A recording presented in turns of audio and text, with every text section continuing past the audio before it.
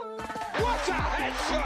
What a head! How's it, guys? This is Dayvy, FPL, and welcome back to the Fantasy Premier League video here on my channel. Now in this video, I will take you guys through the top 10k template and also the chip strategy of the current top 10k managers. So to be honest, it's a little bit useless to do planning for the upcoming game week at 23. Is it going to be a double game week? Is it going to be a single game week? Maybe even a blank game week with the way the current FPL and Premier League environment is going. But I generally think it's a little bit useless to do planning, and therefore I'm going to be waiting until later on after the midweek fixtures to really nail down those team previews or ultimate guides and also my team selection. But in this video, the top 10k template does not change at all. It actually is calculated after the preceding game week. So after the game week at 22 deadline, the top 10k template is taken from that. And in this video, I'll be going through that, the most highly owned players within the template, and also predicting what transfers these highly ranked managers might actually make. So that's something you guys are interested in? Sit back, relax, and let's get straight into it.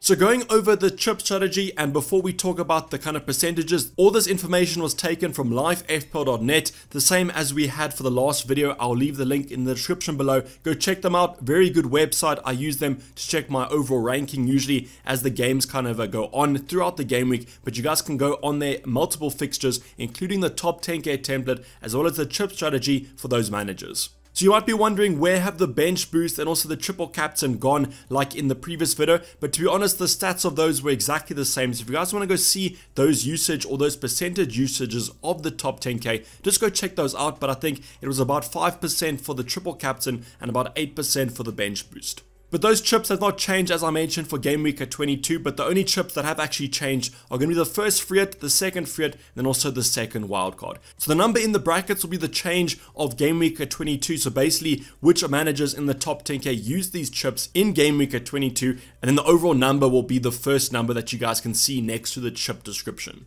So in terms of the first free hit, we can see that that has been increased to 45.5%, a 5.6% increase from game week at 21 to game week 22. And to be honest, that's actually a very high percentage there. I actually thought that most managers within the top 10k might be slightly lower than that. I've seen lots of managers over on FPL Twitter, the FPL community, have actually managed to hold on to both free hits. Whether that's going to actually be profitable or not, as we saw with the current game week, the free hitters have a lower average score than the non-chip users, which is absolutely mental. And I'm pretty sure if you guys are going to be using the free hit, hopefully it does pay off or at least give you some net points gained. But this high percentage does show that if you guys have managed to hold on to it and you use the chip correctly, you should be able to gain some points on the top 10k managers. The second free hit though, only 1.7% have used it in game week at 22, which takes the overall percentage of the second free hit to 2.8%. So as you can see, very minuscule kind of percentage there. Not many managers have opted for that second free hit. And if you guys managed to use both of them, as these top 10k managers have shown, I don't really know how many points you would have gained this game week. And the final chip, to my surprise, is the wildcard. The second wildcard has actually been used by 5.1%, an increase of 1.6% from the prior game week, which is quite surprising to me. But like the free hit, the wildcard is a very situational chip, so maybe these managers needed to use it. And if they're on the top 10k, I guess I trust their judgment. But overall, I really like to look at the chip strategy of the top 10k, because as someone that's trying to get into those kind of overall rankings or that top 10k finish, it's nice to see where I can kind of stack my odds against my own team and maybe where the areas that I can gain on these managers are. But now going on to the main portion of this video, which is going to be discussing the top 10k template. Some changes, mainly due to percentage, but also some new incorporations, especially in that midfield department, that we'll be touching on as we go through the positions.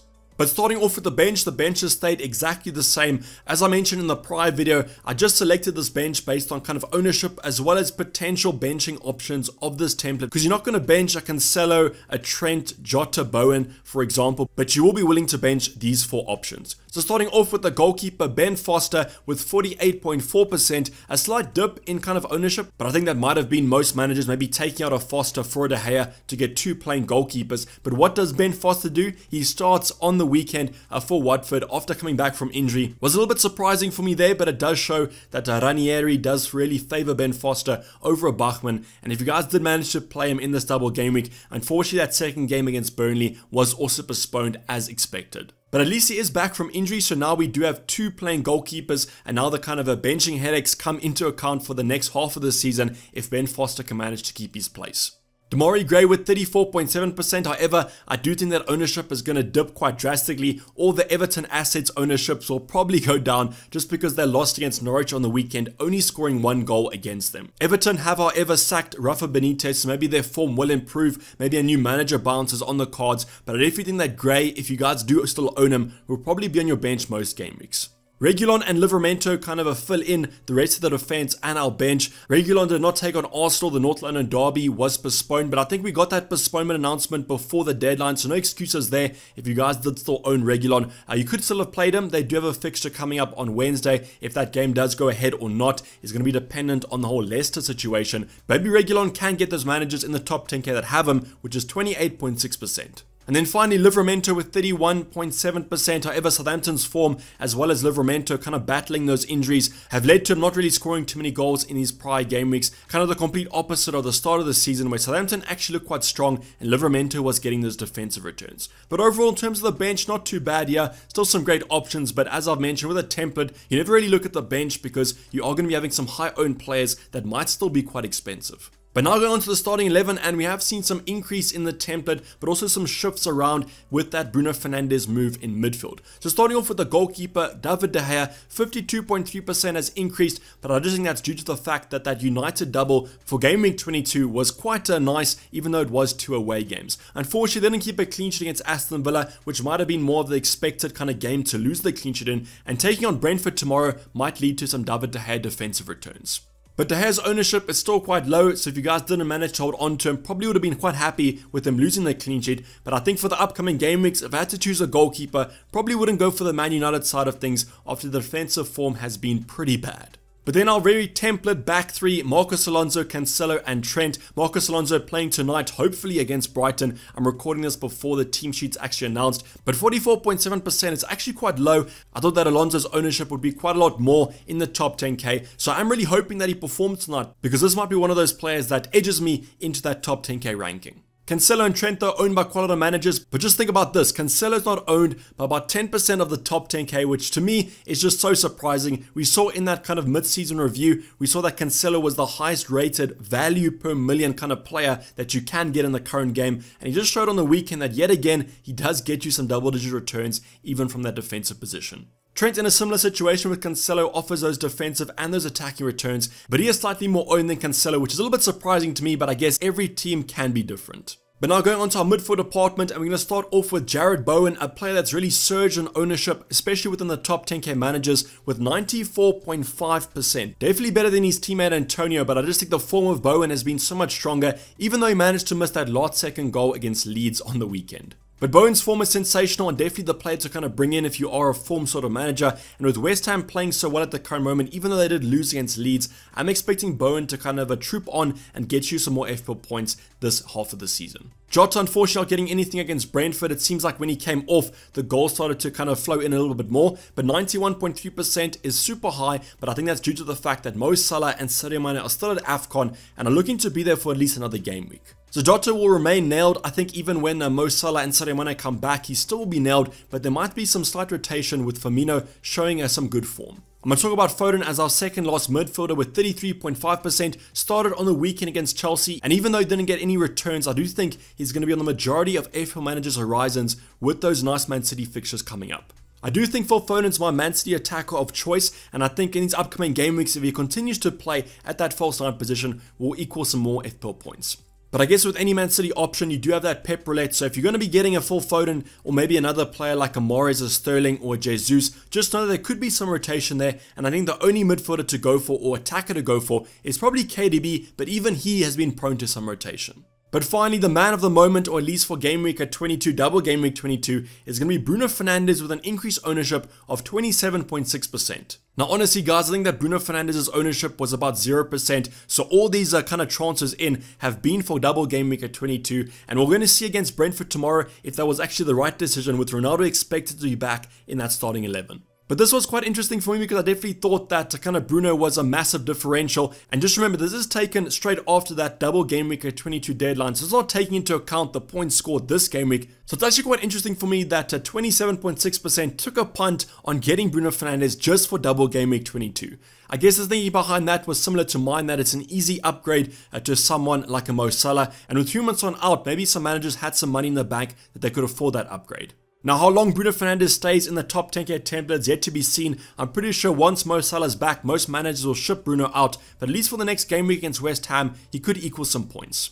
And then finally, going on to our 3 starting forwards, we've got Dennis with 50.9%. Pretty sure the rest of the top 10k own a Josh King. Maybe Dennis just kind of pipped Josh King for ownership. But unfortunately, that game against Burnley coming up today was cancelled. So Dennis and Josh King only ended up with a single game week, and they both blanked against Newcastle. But I'm pretty sure most managers will keep hold of Dennis and Josh King for their nice game against Norwich, where hopefully they do show that Everton side how to beat that bad Norwich defence. Antonio comes in with 70.2% of ownership, which might be a little bit surprising to me considering the fact that Antonio's blanked for a large majority of the prior game weeks. I managed to get an assist and could have actually had another assist if Bowen scored that goal in the dying seconds of that Leeds game, but it wasn't meant to be. But just imagine if that goal did go in, the top 10k average points probably would have gone up by a significant margin. And then finally, we have CR7, unfortunately not playing the first game against Aston Villa, but I do think that Brentford game was the standout game of that double game week at 22, especially when you looked at the other team's fixtures, and I do think Ronaldo should be back in that starting 11 after training the prior 2 games. Now, the United manager did come out today and say in the press conference that he doesn't exactly know, or he's not sure if Ronaldo will start, but I do think he'll at least feature off the bench, and you never know against a tight Brentford defense, maybe CR7 can get a few goals. So overall, the top 10k template does look quite strong for the upcoming game weeks. There are some positions that could offer some differentials, but I generally think most of these options should be quite good for the upcoming game weeks. And now going on to the transfer plan, or at least the transfers that I'm predicting the top 10k to make. And the first thing I want to say is disclaimer, no double game week at 23 fixtures have been confirmed yet, but there is a slight suspicion that Aston Villa and Leeds might get a double. So obviously if Aston Villa or Leeds get a double game week, those options will be 100% the options that come in on those transfers. I'm thinking of an Ollie Watkins, an Ings, a Coutinho, a Rafinha. I think all 4 of those options will be quite highly transferred in, and therefore I would wait as long as possible so that we get as much news as possible, which has been pretty much the meta for these prior game weeks. Now, who would the top 10k take out for these options? I think someone like a CR7, if he's not going to be fit, the West Ham game should probably be a little bit tougher, and West Ham should improve defensively. So maybe Ronaldo could be on the way out, maybe an Antonio will be on the way out. I don't think Dennis will be on the way out, or Josh King, just because Norwich is a great fixture and Watford play them in game week at 23. But Antonio, bad form at the current moment, and CR7, injuries and a bad fixture, might be in the receiving end of an Ollie Watkins or Danny Ings in transfer. In terms of kind of the Rafinha or the Coutinho transfers, that's a little bit harder there. I think a Bruno Fernandes might be an option that you guys look at, but I'm pretty sure the top 10k template will be saving him as a placeholder for Salah. So that opens up Bowen, Jota, or someone like a Foden. Now, I don't think any 3 of those options will be on the receiving end of a transfer out, but maybe a Damari Gray, if the managers have enough money in the bank, could upgrade Damari Gray to someone like a Coutinho. But I think right now it's too hard to predict, and I'm pretty sure you guys will agree, unless we do get double game week at 23 news in the next hour, I think most managers will keep those transfers for as close to the deadline as possible. But that's basically wrap up the video, guys. Hopefully you did enjoy it. Please remember to like if you did, and subscribe if you're not subscribed yet. Hopefully good luck for the Chelsea vs Brighton game today, and also as Bruno and Ronaldo captainers for tomorrow's game against Brentford. I'll be recording the ultimate guide and also the team selection coming up later in the week, so make sure you guys drop any comments you have or talking points you want me to cover in the comments down below. But I'm signing off. It's been Dayvy FPL, and I'm out. Cheers, bye.